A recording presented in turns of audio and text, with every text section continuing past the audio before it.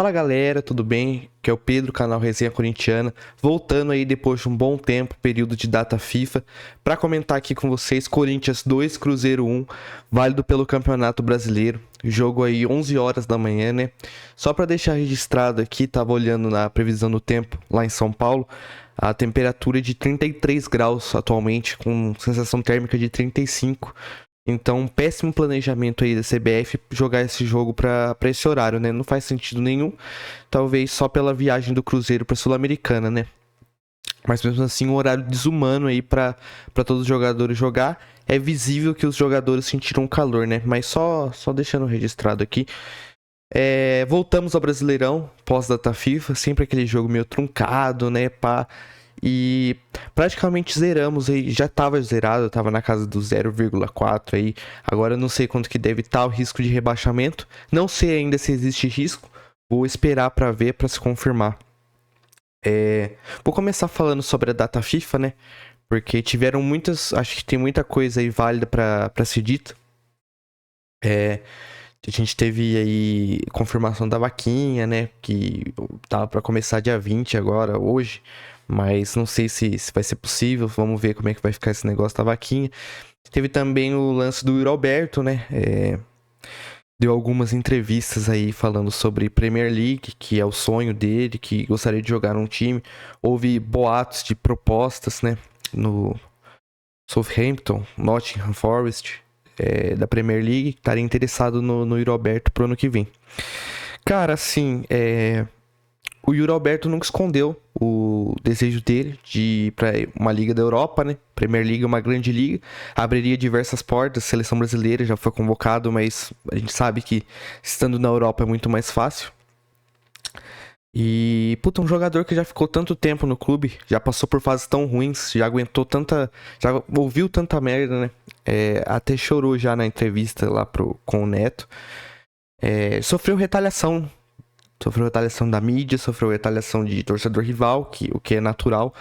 Mas é um jogador que também sofreu retaliação dos corintianos. E eu me incluo nisso, eu não vou ser hipócrita agora e falar que eu nunca critiquei o Roberto, que o Roberto é incriticável. É nas críticas, às vezes, que o cara cresce, né? E eu acho que esse foi o caso. Hoje o Yuri Alberto mostra o jogador que ele é e mostra que se sair do time, como pode muito bem acontecer, na verdade é o mais provável, vai fazer muita falta. Vai fazer muita falta. Não acho que. Não vou ficar com essa historinha de papinho de traidor, não sei o que. O contexto da saída dele seria bem diferente, tá? Ele já teve propostas anteriores, recusou. É um cara que nunca se escondeu, nunca se omitiu, nunca. Sempre aguentou tranco da mídia, nunca privou o Instagram, sempre tava lá correndo, disposto. O cara é um cavalo, cara. Vou lembrar vocês, Corinthians e os porcos lá no Paulistão ainda, sofre uma joelhada do Murilo na costela, o cara, 2, 3 jogos depois, tá voltando. Teria jogador que ficaria 1 mês, 2 meses fora. O cara tava no jogo seguinte correndo. Não desiste de jogada. Nunca abaixou a cabeça, pediu pra ser banco, reclamou de substituição. É um cara que tá sempre lá, disposto. É um cara, assim, um profissional excelente.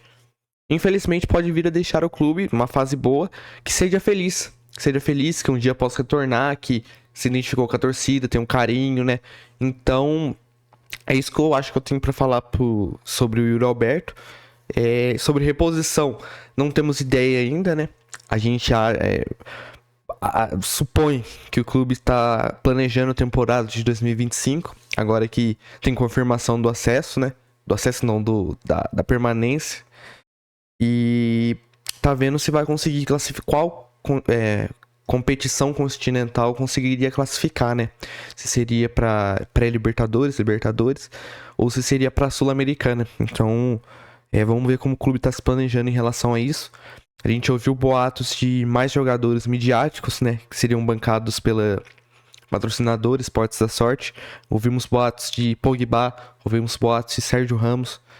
Aceitaria, talvez. Eu gosto muito do Sérgio Ramos. Acho, sim, talvez um dos melhores, se não o melhor zagueiro da geração. Tem a questão da idade e tal, tem a questão do salário, tem que ver todas essas questões, como ficaria. Se não tem medo desse negócio de patrocinadora, pagar o salário do cara. Não existe isso, ninguém é 100% bonzinho assim. Então tem que ver todas essas questões, mas gostaria sim de ver Sérgio Ramos com a camisa do Corinthians. Quem não, né? Mas enfim, voltar pra realidade nossa aqui. A nossa realidade é Gustavo Henrique e André Ramalho, por enquanto.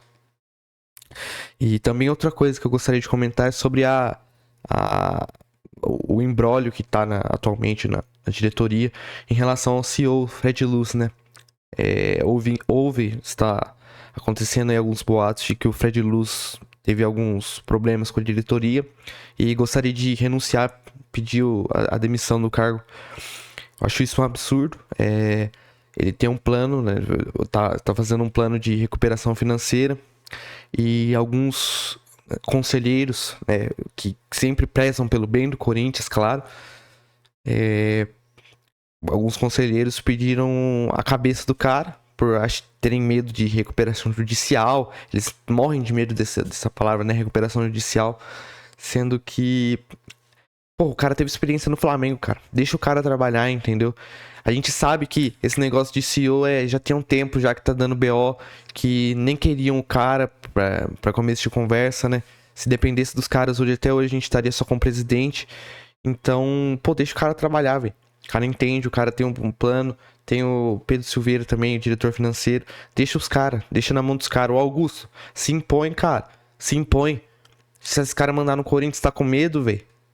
Se for pra ser, vai ser. Obedece o cara. Se o cara tá com um plano de recuperação financeira, acata, velho. Acata, qual que é o problema? Ah, mas vai ficar anos sem ganhar título, não sei o que, sem times competitivos. Olha a nossa situação, velho. A gente lutou pra não cair o ano todo, meu irmão. Já estamos 5, 6 anos sem título. Os caras vão ficar zoando, lógico que os caras vão ficar zoando. Mas é isso que eles fazem. É pra colher os frutos daqui a 3, 4 anos, irmão. Olha o exemplo do Flamengo aí hoje. É o principal exemplo. Um clube que arrecada 1 bilhão por ano. Pelo amor de Deus. Agora, se tudo der certo, a gente vai quitar a nossa arena, vai ficar tudo certo, graças a Deus. Pô, deixa. Obedece ali as ordens, controle financeiro ali adequado, pá, segue, time ali meio de tabela, Libertadores, pesca alguma coisa, alguma Copa do Brasil, às vezes ainda, algum Paulistão. Mas vamos acertar a casinha, velho. Vamos acertar a casinha. Enfim. Mas eu acho que a saída é iminente, é questão de tempo aí, até a saída do Fred Luz. Vamos falar do jogo, né? Tô enrolando aqui. Pós-data FIFA é assim, né? A gente fica meio perdido. 2-1, Corinthians e Cruzeiro. Time reserva do Diniz, né? Hoje eles, ainda hoje, inclusive, vão viajar pra Assunção, no Paraguai, jogar a final da Sul. Era pra ser a gente também, era pra ser o duelo da final hoje, adiantando um pouco aí. Mas, infelizmente, Corinthians é isso aí, né? Caímos, enfim. Corinthians começa numa crescente absurda, jogando o fino do fino. Aos 11 minutos o Depay marca um gol. Aos 16 o Yuri marca outro. A gente acha que vai ser, uma goleada, né? Time reserva dos caras. O Diniz adora perder pro Corinthians, tem um dos maiores fregueses dos últimos anos do Corinthians. A gente acha que vai ser uma goleada, os caras com o time reserva. Começa aquele jogo truncado. Os caras começam a controlar o jogo. Fim do primeiro tempo, os caras fazem o gol. Aí a gente, já dá aquela sensação, não, vamos fazer mais, segundo tempo é nosso. Ou, vai tomar um empate, começar a jogar bem, buscar o resultado, 3-2. Mas infelizmente o jogo termina desse jeito, 2-1 pra gente. Os caras também, no segundo tempo, não ofereceram tantos riscos. E, eu tenho que comentar aqui sobre o nosso caminhão de gols perdidos, né? Fala aí dos gols perdidos do Depay, que errou domínio. Tudo bem, acho que foi talvez o destaque da partida hoje, mas assim, a gente sabe que o cara não tá 100% ainda, mas tem que comentar, pô. Errou domínio, errou gol cara a cara. O Thales Magno também tem uma bola que trisca nele e vai pra fora. Uma oportunidade que o goleiro, ele tá de frente a frente com o goleiro, ele chuta a bola, o goleiro pega. Tudo bem, eu achei mérito do goleiro. Só que se ele cava ali, se ele tem a malícia de dar uma cavadinha ali, o goleiro não tem chance. Então nem ter essa malícia também. Poderia ser um resultado bem mais tranquilo de hoje. Mas eu não vou reclamar, né? Vitória é vitória. E, enfim. Vamos aí para comentários individuais de cada um. Escalações. No gol, o Hugo Souza. A bola do jogo matou ele, né? O do gol do Cruzeiro. Desviou ali no André Ramalho. Então, enfim, não tenho comentário. Mateuzinho na lateral direita, Matheus Bidu na esquerda. Achei que no primeiro tempo ambos jogaram bem, inclusive um bom destaque pro Bidu. Mas no segundo tempo os dois não voltaram jogando nada. Não entendi o que aconteceu. Erro de domínio, erro de passe, não entendi legal. Dupla de zaga, André Ramalho e Gustavo Henrique. André Ramalho tomou um amarelo aí. Moscou na hora do gol. Inclusive teve uma treta ali na hora da falta entre André Ramalho e Garro. Espero que seja algo só do campo mesmo. Que os caras têm ali o calor no momento, gostam de vencer. Que isso não acarrete em mais problemas para o futuro. Mas isso demonstra a vontade que os jogadores têm de vencer, né? Assim eu espero. Que não seja nada pessoal. Trio de meio campo ali de volante: Carrilho, Raniel e Breno Bidon. Excelente partida do Bidon hoje, um dos destaques também do jogo. Saiu cedo, inclusive. Eu teria tirado o Carrilho, que apesar de boa partida, errou ali em certas coisas. Inclusive o gol, eu acho que é um passe que ele tenta dar e não consegue. Garro de 10 centralizado. E lá na frente, Yuri e Depay, a dupla que deu certo, em que infelizmente a gente corre o risco de perder no próximo jogo, já que o Yuri sentiu, não voltou pro segundo tempo. Preocupa. E o Depay tomou o terceiro amarelo por algo ridículo, eu acho. Pela malícia de jogador de ficar dentro do campo para receber o atendimento. O juiz vai lá dar o terceiro amarelo, pelo amor. Terceiro cartão amarelo pro Memphis. E ele tá fora do próximo jogo contra o Vasco. Assim, eu não entendia do cara. Todo jogador faz isso, porra. Receber o atendimento dentro do campo no direito. É a malícia. Vai dar cartão amarelo por isso, sério. Mas enfim, talvez se fosse um jogador do Cruzeiro fazendo isso com o jogo 2-1 pra eles também ficarem um pouco puto. Mas não vejo necessidade pra um cartão amarelo, já que a gente fica prejudicado, perde o cara pro próximo jogo, que é um jogo essencial, que é o jogo que a gente pode subir mais. O Vasco acho que tá atualmente abaixo da gente, vai jogar ainda na rodada, mas se a gente ganha dos caras já é G7, por aí. A gente tá atualmente em 9º colocado, tem que fazer a simulação aqui depois. Mas a gente briga na parte de cima, pô. A gente já tá na parte de cima. Se o Botafogo ganha Libertadores, excelente, abre G8, o G7 já abriu. Se o Cruzeiro ganha Sul-Americana agora, que eu acho que não vai acontecer, pra mim o Racing vai ser campeão, mas se ganha porventura, abre o G9, a gente já estaria dentro da zona de classificação. O objetivo atual é não depender desses dois. Talvez só do Botafogo, ou não. Talvez nem do Botafogo, se conseguir o G7, mas eu acho que já é muito milagre. Talvez se o Botafogo ganha, que eu acho que é provável, abriria o G8 e não precisaria do Cruzeiro, conseguiria a vaga para pré direto. Mas vamos ver aí, né, como é que vai ser.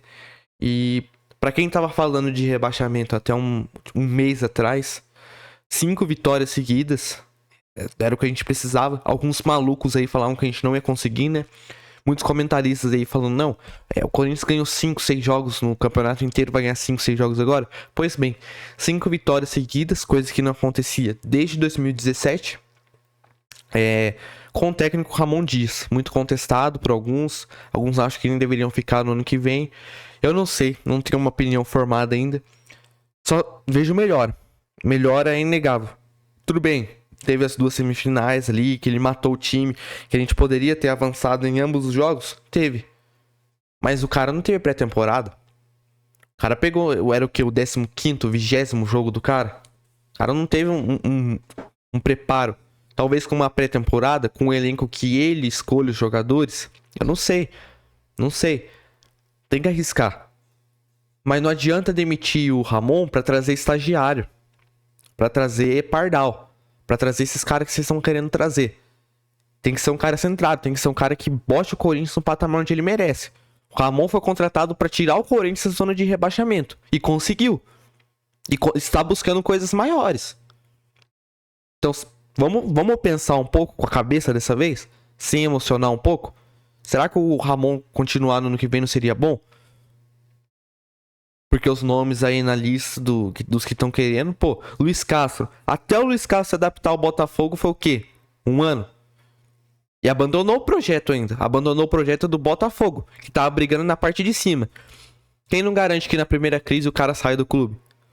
Não sei. 2, 3 derrotas seguidas aí, mete o louco aí, pede demissão, ou a pressão da torcida não aguenta, cai. Não sei. Atualmente, hoje, se perguntasse pra mim hoje, eu manteria o Ramon Dias para 2025. Já conhece o clube, teria uma pré-temporada, escolheria os jogadores da janela de transferência que ele queria trazer, adaptaria o time ao estilo de jogo dele. Pra mim tá bom. Pra mim, brigando... Pô, 5 vitórias seguidas, cara. Nem os times de G4 estão conseguindo isso atualmente. É mérito do cara. Ah, mas foi contra times fáceis. Beleza. Teve um clássico no meio do caminho. Ganhou o clássico, de 2-0. É um time que, até nas vezes que perde, empata, bate de frente com o adversário. Eu venho falando isso aqui. Contra o Inter, não merecia ter empatado. Contra o Botafogo, poderia ter marcado. Se o Romero faz o gol de pênalti, seria um empate lá pra gente. A última derrota nossa foi contra do Campeonato Brasileiro, no caso. Foi contra o São Paulo, né? 3-1 com 2 expulsos. Lembra dos contextos do jogo. Tudo bem, teve a derrota para as Copas, é inegável. Mas é inegável a crescente também. Teve gente que defendia a permanência de Antônio Oliveira. Imagina se a gente tivesse hoje com Antônio Oliveira. Pô, pelo amor, uma vitória em 13 jogos. Não existe aproveitamento para um time do tamanho do Corinthians, não existe. Então, se perguntasse para mim hoje, eu manteria o Ramon Dias para 2025. Acho que, se for para trazer, que seja um nome melhor ou à altura. Comentaram aí ontem, eu acho, o programa do Neto lá sobre Sérgio Conceição. Seria um sonho. Mas até o cara se adaptar, não sei. A gente tem muito medo, fala muito de adaptação, né? O futebol brasileiro não é pra qualquer um. Aquele Álvaro Pacheco chegou no Vasco, deu errado. Pode acontecer também. Questão da adaptação, Campeonato Brasileiro, a gente sabe como é que é. Enfim, vamos ver os próximos passos aí. E próximo jogo, Vasco. A gente não sabe se a gente vai ter a nossa dupla de ataque, né? O Yuri e o Depay. O Depay a gente já sabe que a gente não pode contar. Vamos ver se a lesão do Yuri vai ser algo mais sério, mais grave. E, bom, vamos ver como é que vai ser. Ganhar ou empatar do Vasco já garante os 45, matematicamente impossível rebaixar. Atualmente, talvez com uma combinação de resultados rebaixe, mas, pô, vamos combinar que é praticamente difícil, né? Mas vamos esperar.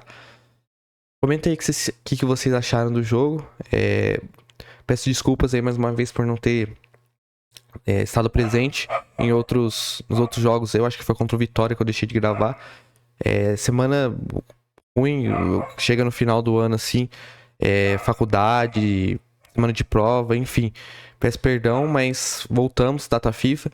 E tô planejando trazer coisas bem bacanas aqui pro canal no fim de ano, que a gente não vai ter jogo, né? Mas enfim. Peço o like de vocês, compartilhamento se vocês gostaram. Um abraço pra todos e vai Corinthians!